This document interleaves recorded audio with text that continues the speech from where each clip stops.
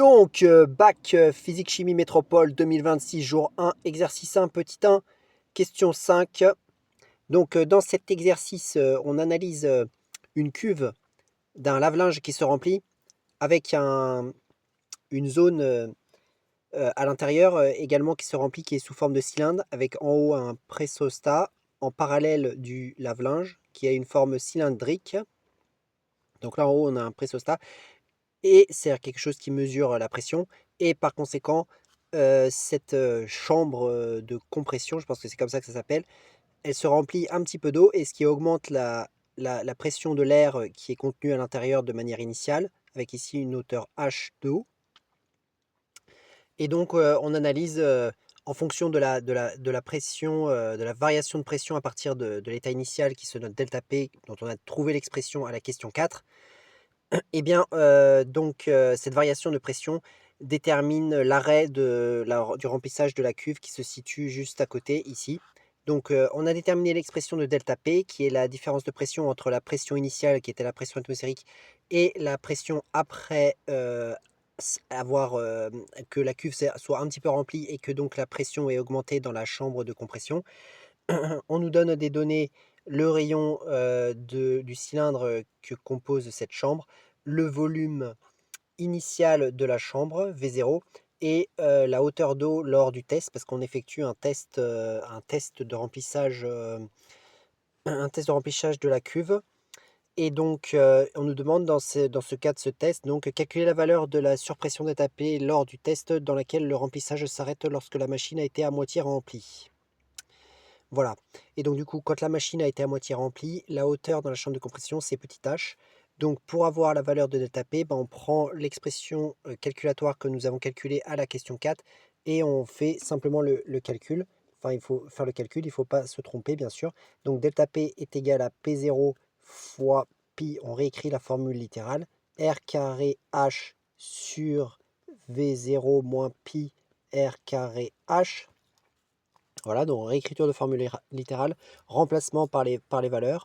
P0, alors P0, ça c'est la pression atmosphérique, c'est-à-dire la pression initiale dans la chambre de compression.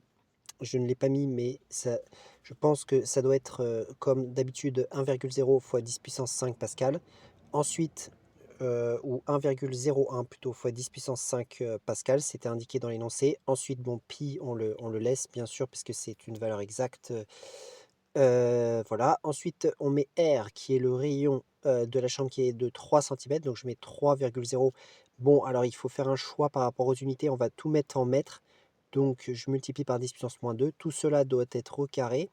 Multiplié par H, la hauteur dans la chambre lors de ce test, c'est 5,0 mm, comme ça nous était donné dans l'énoncé, fois 10 puissance moins 3 pour le mettre en mètres, puisque j'ai dit que l'on mettait tout en mètres.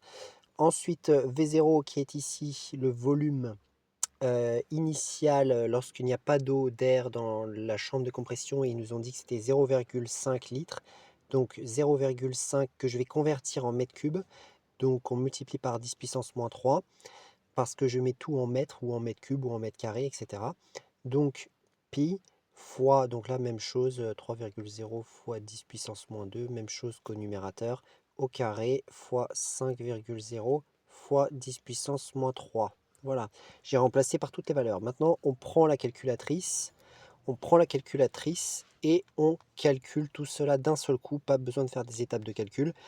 Et donc, moi, j'ai une aide de calcul et je vois que ce calcul que je viens d'écrire est environ égal à l'unité près à 2939. Mais alors, on va faire attention au nombre de chiffres significatifs. Là, il y avait un 0 et il ne fallait pas l'oublier.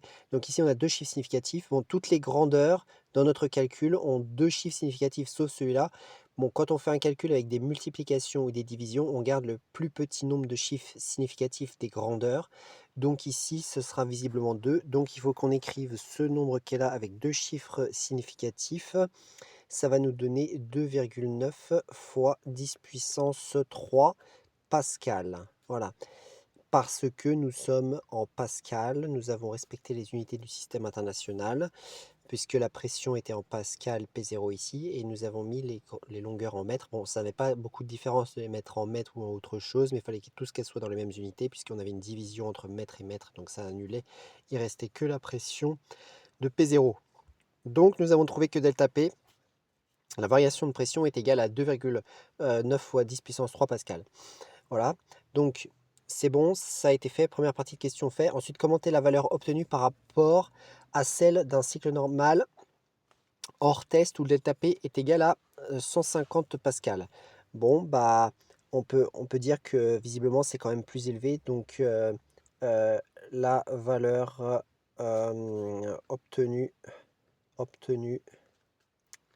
entre parenthèses 2,9 fois 10 puissance 3 pascal est supérieure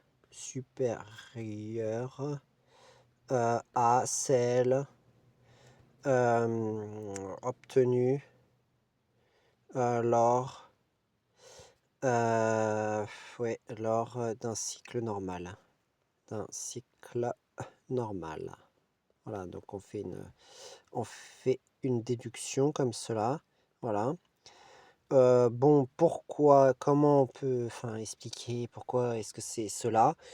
Bon, donc si la variation de pression avec la pression atmosphérique est plus faible, c'est certainement que la pression lors du remplissage dans cette chambre sera également plus faible. D'ailleurs, je me pose la question, en fait, non, ceci sera plus proche de la pression atmosphérique, ce qui signifie que la pression ici a faiblement varié, hein, dans le cas d'un cycle normal, elle a faiblement varié, elle n'a pas fortement augmenté. Donc si elle n'a pas fortement augmenté, c'est-à-dire que ce volume n'a pas fortement été réduit. Voilà, le volume n'a pas diminué ici et a faiblement diminué. Donc c'est-à-dire que la hauteur H a été plus faible. Et par conséquent, ce qui veut dire que la hauteur d'eau dans la cuve a également été plus faible. Donc, on pourrait expliquer cela en disant lors d'un cycle, normal,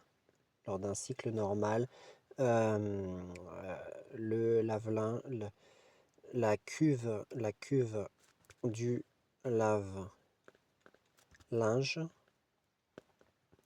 est peut-être